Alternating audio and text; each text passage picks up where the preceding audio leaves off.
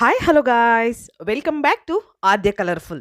ನಾನು ಸುಮಾ. ಫ್ರೆಂಡ್ಸ್, ಇವತ್ತಿನ ವಿಡಿಯೋದಲ್ಲಿ ಒಂದು ಸ್ವೀಟ್ ರೆಸಿಪಿನ ನಿಮ್ಮ ಜೊತೆ ಶೇರ್ ಮಾಡ್ತಾ ಇದ್ದೀನಿ.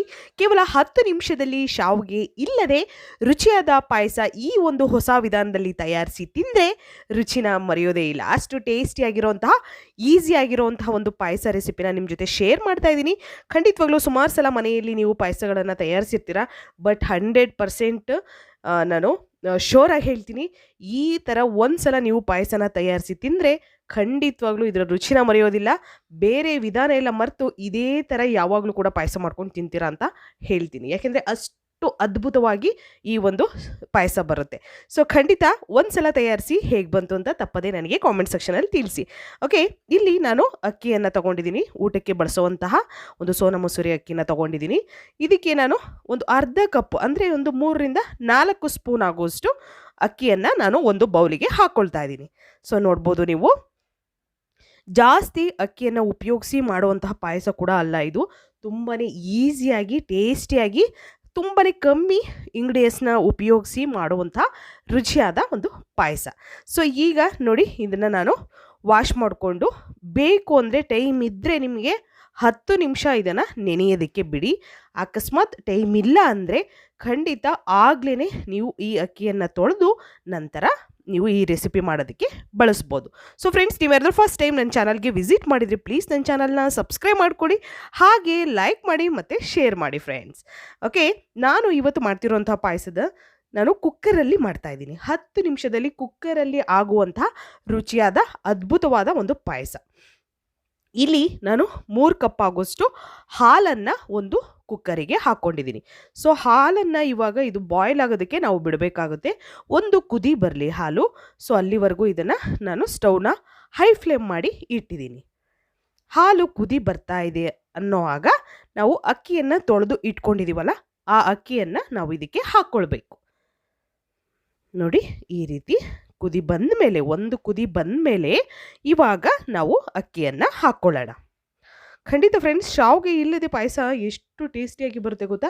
ನೀವು ಅದ್ಭುತವಾಗಿರುತ್ತೆ ಈ ಪಾಯಸ ಅಂತೂ. ಒಂದು ಸಲ ತಯಾರಿಸಿ ಫ್ರೆಂಡ್ಸ್, ನಿಮಗೆ ಗೊತ್ತಾಗುತ್ತೆ. ಸೊ ಈಗ ಅಕ್ಕಿಯನ್ನು ನಾನು ನೋಡಿ ಹಾಕ್ಕೊಳ್ತಾ ಇದ್ದೀನಿ.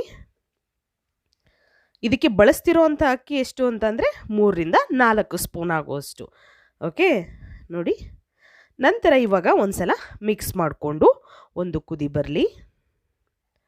ತುಂಬಾ ಈಸಿಯಾಗಿ ಟೇಸ್ಟಿಯಾಗಿ ಮಾಡುವಂತಹ ಒಂದು ರೆಸಿಪಿ.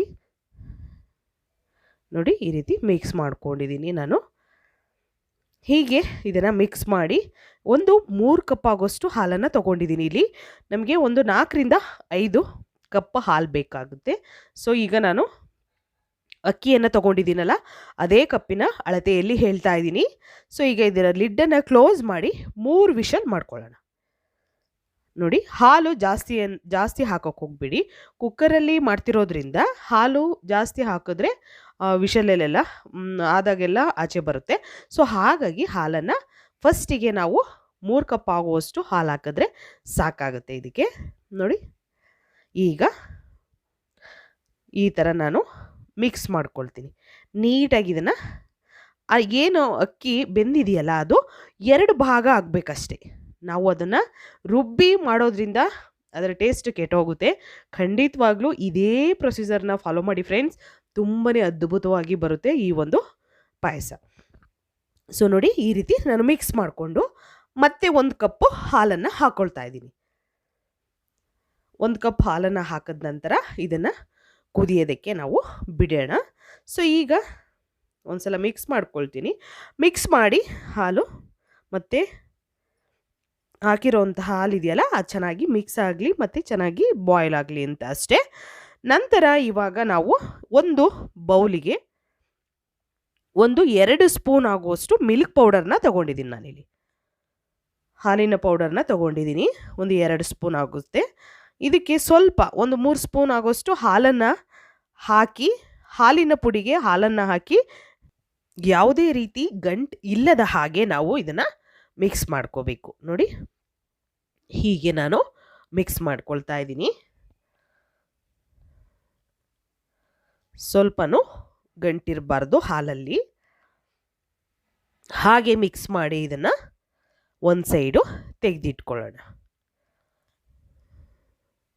ಸೊ ಫ್ರೆಂಡ್ಸ್, ನಾನು ನನ್ನ ಚಾನಲಲ್ಲಿ ತುಂಬಾ ಸ್ವೀಟ್ ರೆಸಿಪಿನ ಹಾಗೆ ಪಾಯಸದ ರೆಸಿಪಿಗಳನ್ನು ಶೇರ್ ಮಾಡಿದ್ದೀನಿ.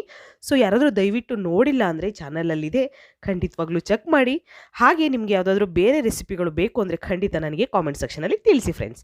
ಈಗ 1 ಕಪ್ಪು ಇಲ್ಲಿ ಸಕ್ಕರೆಯಲ್ಲಿ ನಾನು ಒಂದು 2 ಸ್ಪೂನ್ ಆಗೋಷ್ಟು ಸಕ್ಕರೆನ ಉಳಿಸಿ ಮಿಕ್ಕಿದ್ದೆಲ್ಲ ನಾನು ಈ ಪಾಯಸಕ್ಕೆ ಹಾಕ್ಕೊಂಡಿದ್ದೀನಿ. ನೋಡಿ, ನಿಮ್ಮ ರುಚಿಗೆ ಅನುಗುಣವಾಗಿ ಸಕ್ಕರೆಯನ್ನು ಉಪಯೋಗಿಸಿ ಫ್ರೆಂಡ್ಸ್. ಓಕೆ, ಸಕ್ಕರೆ ಬದಲು ಬೆಲ್ಲ ಹಾಕೋಣ ಅಂತ ಕೂಡ ಕೇಳ್ತೀರಾ. ಖಂಡಿತವಾಗ್ಲೂ ನೀವು ಇದು ಸಕ್ಕರೆ ಬಳಸದಲ್ಲೇ ಬೆಲ್ಲ ಕೂಡ ಹಾಕಿ ಕೂಡ ಈ ಪಾಯಸನ ಮಾಡ್ಬೋದು. ಆದರೆ ಸಕ್ಕರೆ ಹಾಕಿ ಈ ಒಂದು ವಿಧಾನದಲ್ಲಿ ತಯಾರಿಸಿದರೆ ತುಂಬಾ ಚೆನ್ನಾಗಿ ಬರುತ್ತೆ ಟೇಸ್ಟಿಯಾಗಿ. ಸೊ ಈಗ ಹಾಲು ಮತ್ತು ಹಾಲಿನ ಪೌಡರ್ನ ಮಿಕ್ಸ್ ಮಾಡಿರೋಂಥ ಮಿಶ್ರಣ ಕೂಡ ನಾನು ಹಾಕ್ಕೊಂಡಿದ್ದೀನಿ.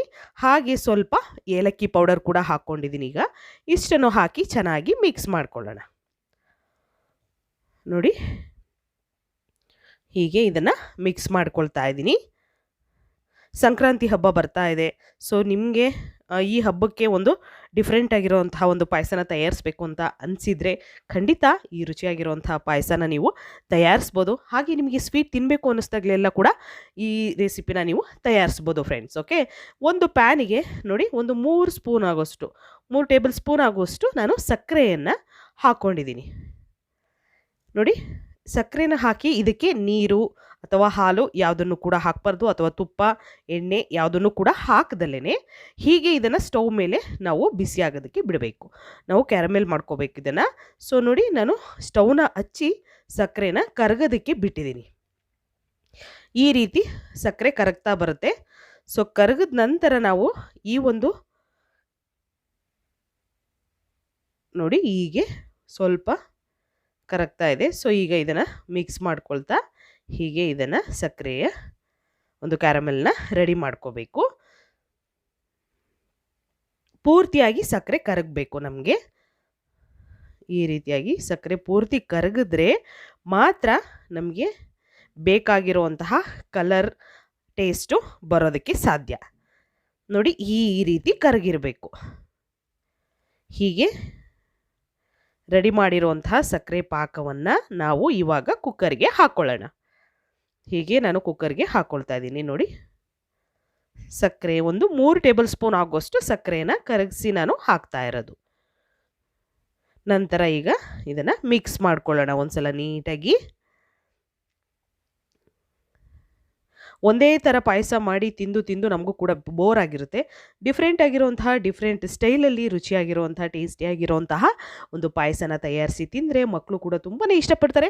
ನೀವು ಕೂಡ ಒಂದು ಒಳ್ಳೆ ರೆಸಿಪಿನ ಕಲ್ತಂಗೆ ಆಗುತ್ತೆ. ಇದಕ್ಕೆ ಶಾವಿಗೆ ಇಲ್ಲದೆ ನಾವು ರುಚಿಯಾದ ಪಾಯಸನ ಈ ಒಂದು ಹೊಸ ವಿಧಾನದಲ್ಲಿ ತಯಾರಿಸಿ ತಿಂದರೆ ರುಚಿನ ಮರೆಯೋದಿಲ್ಲ. ಕೇವಲ 10 ನಿಮಿಷದಲ್ಲಿ ಖೀರನ್ನು ಮಾಡ್ಬೋದು. ಸೊ ನೋಡಿ, ಈಗ ನೀಟಾಗಿ ಮಿಕ್ಸ್ ಮಾಡ್ಕೊಂಡಿದ್ದೀನಿ. ನಂತರ ಡ್ರೈ ಫ್ರೂಟ್ಸನ್ನು ಹಾಕ್ಕೊಳ್ಳೋಣ.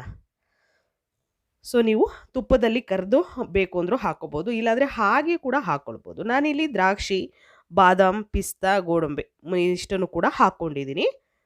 ಸೊ ನೀವು ಯಾವುದು ನಿಮಗೆ ಅವೈಲೇಬಲ್ ಇದೆಯೋ ಆ ಒಂದು ಡ್ರೈ ಫ್ರೂಟ್ಸನ್ನು ಹಾಕ್ಬೋದು ಫ್ರೆಂಡ್ಸ್. ಈಗ ಒಂದ್ಸಲ ಮಿಕ್ಸ್ ಮಾಡ್ಕೊಳ್ಳೋಣ ನೀಟಾಗಿ. ನೋಡಿ, ನಾವು ಸಕ್ಕರೆಯ ಪಾಕ ಹಾಕಿದಾಗ ಕಲರು ತಾನಾಗಿಯೇ ಚೇಂಜ್ ಆಗಿದೆ.